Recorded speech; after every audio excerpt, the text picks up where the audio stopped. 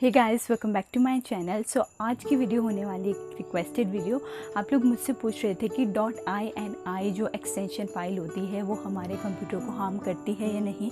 हमारे operating system में अगर वो फाइल है तो वो कोई वायरस तो नहीं है, या फिर वो हमारे ऑपरेटिंग सिस्टम को ख़राब तो नहीं कर देगी, या फिर कोई हमारे कंप्यूटर को हैक तो नहीं कर लेगा। तो ये सारे क्वेश्चंस आप लोगों के मन में आ रहे थे। तो आज की वीडियो में आपके साथ ये सारी प्रॉब्लम्स डिस्कस करने वाली हूँ। बट सबसे पहले मैं ये कमेंट दिखाना चाहती हूँ। Thank you so much Panya Karmakar मेरी वीडियोस को देखने के लिए एंड वीडियोस के लिए रिक्वेस्ट करने के लिए। सो अगर आप भी चाहते हैं कि मैं आपका इस तरह से कमेंट डिस्प्ले करूँ तो आपको करना होगा चैनल को सब्सक्राइब एंड साथ ही बेल आइकन को भी प्रेस करना होगा और कमेंट में लिखना होगा हार्ट लर्निंग एटीट्यूड। सो मैं आपका कमेंट दिखाऊंगी अपने चैनल पे। ज़्यादा बातें नहीं करते, लैपटॉप स्क्रीन पे चलते हैं और देखते हैं कि .ini फाइल है क्या। सो सबसे पहले हम लोग देख लेते हैं कि जो ini फाइल है वो है क्या। जो ini फाइल है वो ऑपरेटिंग सिस्टम के थ्रू जनरेट करी जाती है। अगर आपके लैपटॉप में ऑपरेटिंग सिस्टम है विंडोज़, MS-DOS, तो ये सारी फाइल्स आपके लैपटॉप में ज़रूर होंगी। एंड इन फाइल्स में बेसिकली क्या होता है, इन फाइल्स में ना नॉर्मल टेक्स्ट होता है, लाइक प्लेन टेक्स्ट होता है। वो बताता है कि जिस भी चीज़ से रिलेटेड वो फाइल है, ठीक है। जैसे कि अगर हमारी सी की फाइल है, ठीक है, और सी का हमने क्या करा है, इसमें प्रोग्राम करा हुआ है, कुछ फंक्शंस लगाए हुए हैं, जैसे कि एवरेज कैसे कैलकुलेट करते हैं और किसी 2 नंबर्स का सम कैसे कैलकुलेट करते हैं। अगर हमने ये सब चीज़ें लगाई हुई हैं तो ini फाइल में जो प्लेन टेक्स्ट होगा वो हमें बताएगा कि हमारा प्रोग्राम किस तरह से ऑपरेट करता है, किस तरह से उसको ऑपरेट करना चाहिए। एंड आपके अगर विंडोज़ है आपके लैपटॉप में, ठीक है, तो आपके लैपटॉप में एक फ़ाइल होगी desktop.ini। ये हमारी एक हिडन फाइल होती है। तो इसमें क्या होता है, इसमें इंफॉर्मेशन होती है हमारी फ़ोल्डर्स और फाइल से रिलेटेड कि हमारे फ़ोल्डर्स और फाइल्स जो है वो किस तरह से अपीयर होने चाहिए या फिर किस तरह से अरेंज हैं, ठीक है। तो ये एक हिडन फाइल होती है, ये हमें दिखाई नहीं देती है। सो ini फाइल की जो एक्सटेंशन होती है वो होती है .ini। सो ये तो हो गई हमारी बेसिक इंट्रोडक्शन अबाउट ini। तो अब हम इसके बारे में थोड़ा सा और जान लेते हैं कि जो हमारी प्लेन टेक्स्ट होता है, ठीक है, जो ini की फ़ाइल होती है वो किस तरह से दिखती है। तो आप देख सकते हैं कि इसमें प्लेन टेक्स्ट गिवन है, इनमें कुछ वैल्यूज़ गिवन है, ठीक है। तो ये बेसिकली किसी भी फाइल से रिलेटेड है। अगर आप किसी के प्रोग्राम की फ़ाइल है, कोई भी क्लीनर की फ़ाइल है, ठीक है, तो उससे रिलेटेड अगर आपकी ini फ़ाइल है तो उसमें कुछ इस तरह से टेक्स्ट होगा। वो टेक्स्ट बेसिकली ये बताता है कि आपका जो प्रोग्राम है वो किस तरह से ऑपरेट करता है या फिर किस तरह से ऑपरेट करना चाहिए। अब अगर हम थोड़ा सा और जान लेते हैं इसके बारे में कि अब जो हमारी ini फाइल है इनको ओपन कैसे करना है और इनको एडिट कैसे करना है। ini फाइल को अगर आपको ओपन करना है तो हम रोज़ तो उसको ओपन नहीं करते हैं, बट अगर आप करना चाहते हो तो आप किसी भी टेक्स्ट एडिटर की हेल्प से कर सकते हो।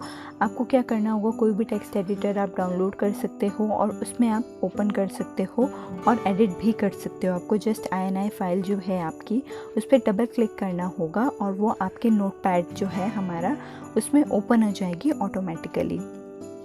जो ini फाइल है वो आपकी कुछ इस तरह से दिखती है, जो कि मैंने पहले भी आपको दिखाया। तो इसमें क्या होता है, बेसिकली एक वर्ड गिवन होता है, जैसे कि लैंग्वेज है और इक्वल टू 1033, यानी उसके आगे एक वैल्यू असाइन करी जाती है। अब बात ये आती है कि ini फाइल स्ट्रक्चर कैसे करी जाती है। तो लेट्स सी। अभी जो हमने ini फाइल देखी उसमें कुछ इस तरह से कोड्स गिवन है, यानी हमारे पास यहाँ पे एक वर्ड लिखा होता है, एक स्ट्रिंग लिखी होती है और यहाँ उसके आगे हमारे पास असाइनमेंट ऑपरेटर है, यानी इक्वल टू साइन लगा होता है और उसमें न्यूमेरिक वैल्यू जो है असाइन करी जाती है, ठीक है। अब हम देखते हैं कि ये स्ट्रक्चर किस तरह से करी जाती है। जो ini फाइल होती है ना उसमें बहुत सारी कीज़ होती हैं जिसको हम प्रॉपर्टीज़ भी बोलते हैं। और हम क्या करते हैं, हम एक नेम असाइन कर देते हैं और उसके बाद हम इक्वल साइन लगा देते हैं और एक वैल्यू, ठीक है। तो इस तरह से हम अपनी INI फाइल में जो भी हमारे कीज़ होती हैं, जो भी हमारी हम चीज़ें वहाँ पे लिखते हैं, तो इस तरह से हम उसको स्ट्रक्चर करते हैं। A key should have a name and a value separated by an equal sign like this, ठीक है। तो ये हमारा जो है वो नाम है, ठीक है, इसमें इक्वल साइन लगा है और यहाँ पे हमने वैल्यू लिखी है। सो अभी आपके माइंड में एक क्वेश्चन आ रहा होगा कि हमारी जो INI फाइल्स होती है वो हर प्रोग्राम के लिए अलग अलग होती है या फिर हर प्रोग्राम के लिए एक जैसी होती है, यानी एक जैसे कोड्स गिवन होते हैं, या फिर छोटी होती है, यानी उनका जो साइज़ है वो सबका एक जैसा होता है, या फिर अलग अलग होता है, किसमें मतलब 2 लाइंस के कोड्स होते हैं या फिर बहुत सारे कोड्स होते हैं। वेल ये डिपेंड करता है आपके प्रोग्राम पे। अगर आपका प्रोग्राम है सिर्फ कि आपने 2 नंबर्स का सम कराया है और वहीं पे अपने प्रोग्राम को छोड़ दिया है, तो ऑब्वियसली आपका जो INI फाइल होगी वो थोड़ी सी कम लेंथी होगी, ठीक है। मतलब कुछ होती है किलोबाइट्स में हो जाती है, KBs में, एंड और कुछ जो हमारी INI फाइल्स होती है ना गाइस, वो बहुत ज़्यादा लंबी होती है, यानी एक्सट्रीमली लेंथी होती है, जो कि मेगाबाइट्स में होती है। तो ये डिपेंड करता है आपके प्रोग्राम पे, ठीक है, कि वो कितना ज़्यादा लेंथी है, ठीक है। और प्रोग्राम टू प्रोग्राम डिपेंड करता है ऑब्वियसली। अगर बहुत ज़्यादा लेंथी प्रोग्राम है तो जो उसकी INI फाइल है वो भी लेंथी होगी।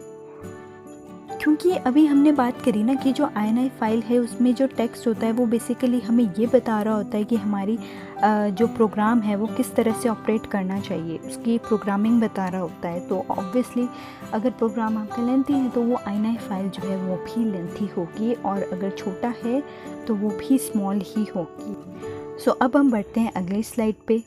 थोड़ी सी और इन्फॉर्मेशन मैं आपको देना चाहती हूँ ताकि आपको INI फाइल के बारे में अगर आपसे कोई पूछे तो आपके पास काफ़ी कुछ हो बताने के लिए।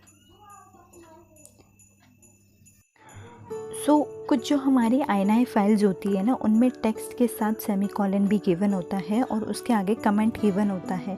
तो वो किस लिए होता है? तो वो इसलिए होता है ताकि आपको बताया जा सके कि वो जो टेक्स्ट लिखा है उसका मतलब क्या है। वो जो कमेंट्स ऐड करे गए हैं वो हमारे लिए ऐड करे गए हैं ताकि अगर हम किसी भी प्रोग्राम की INI फाइल को ओपन करें और हमें कुछ समझ ना आए, अब लैंग्वेज इक्वल्स टू 1033 लिखा है, हमें क्या पता है कि इसका मतलब क्या है। अब ये तो ऑपरेटिंग सिस्टम ने जनरेट करा है अपने समझने के लिए, तो अगर हमें उसको समझना हो तो यूज़र को समझाने के लिए वहाँ पे कमेंट्स गिवन है, एंड ऑब्वियसली वो आपके प्रोग्राम से रिलेटेड होंगे, कुछ भी बाहर का नहीं होगा। एंड अब सवाल ये आता है कि हमारे डेस्कटॉप पे कुछ फाइल्स होती हैं जैसे desktop.ini, ठीक है। जो INI फाइल्स होती है, क्या उनको डिलीट करना सेफ़ है? क्या उनको डिलीट करने से आपका जो डाटा है कंप्यूटर का वो उड़ जाएगा या फिर वायरस आ जाएगा, कोई प्रॉब्लम होगी? कुछ भी नहीं होगा। आपने कई बार देखा होगा ना, अगर आप अपने फ़ोन की इंटरनल स्टोरेज ओपन करके देखो तो कुछ ऐसी फाइल्स होती है ना, मतलब हमें कुछ समझ नहीं आता यार क्या है क्या नहीं, उनमें कोड्स गिवन होते हैं। मतलब उनमें ना इस तरह से, जैसे मैंने यहाँ पे आपको फ़ाइल दिखाई ना, एक एग्जाम्पल दिखाया, बहुत सारे कोड्स गिवन होते हैं, उनके आगे वैल्यूज़ लिखी होती है, हमें कुछ समझ नहीं आता। अगर आप उनको फ़ाइल को डिलीट भी कर देते हो ना, फिर भी जो आपका फ़ोन का ऑपरेटिंग सिस्टम होता है ना, वो अपने आप उन फाइल्स को क्या है दोबारा से रिक्रिएट कर देता है। तो ऐसा ही होता है INI फाइल्स में भी, यानी अगर आप गलती से उनको डिलीट कर देते हो INI फाइल्स को, तो जो आपका ऑपरेटिंग सिस्टम है लैपटॉप में वो उनको दोबारा से रिक्रिएट कर देता है, तो कोई प्रॉब्लम नहीं होगी। कई बार क्या होता है कि हम लोग INI फाइल को ओपन करने की कोशिश करते हैं बट वो ओपन नहीं होती और हमें मैसेज डिस्प्ले हो रहा होता है एक्सेस डिनाइड, यानी आपके पास प्रिविलेज नहीं है उस फाइल को ओपन करने के लिए। कई बार हम किसी और के लैपटॉप में ओपन करने की कोशिश करते हैं, क्योंकि वो इसलिए बनाया गया है बिकॉज़ कई बार ऐसा होता है ना कि बच्चे भी उसको ओपन करने की कोशिश करते हैं और उसमें चेंजेस ना कर लें, कुछ गड़बड़ ना हो जाए, इसलिए वो इस तरह से प्रिविलेज बनाई गई है। तो आप क्या कर सकते हो, INI एडिटर में उसको ओपन कर सकते हो और वहाँ पे आप उसको रन एज अ एडमिनिस्ट्रेटर आप उसको चूज़ कर सकते हो, यानी आप उसकी पहले सेटिंग्स कर सकते हो, ठीक है।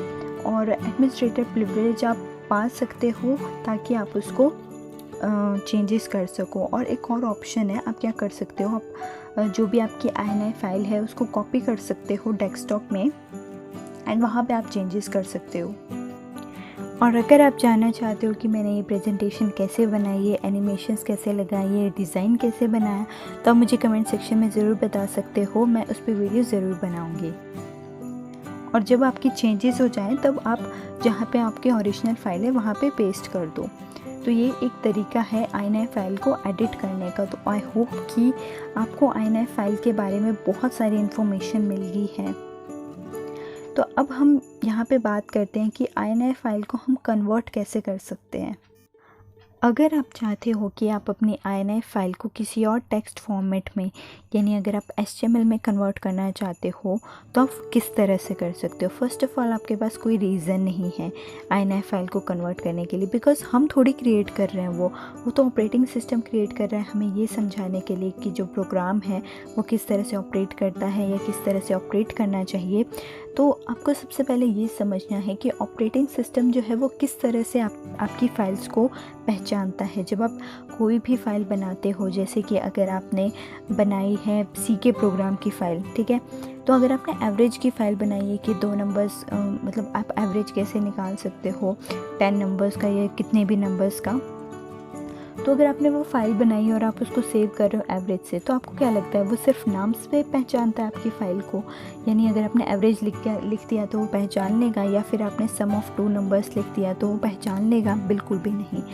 अगर आपकी ऑपरेटिंग सिस्टम पहचानता है वो तो एक्सटेंशन से पहचानता है। एक्सटेंशन यानी जब आप लिखते हो ना average.c या average.c++ में है तो average.c++, ठीक है। अगर आप HTML की फ़ाइल बना रहे हो तो average.html, या फिर अगर आप XML की फ़ाइल बना रहे हो average.xml।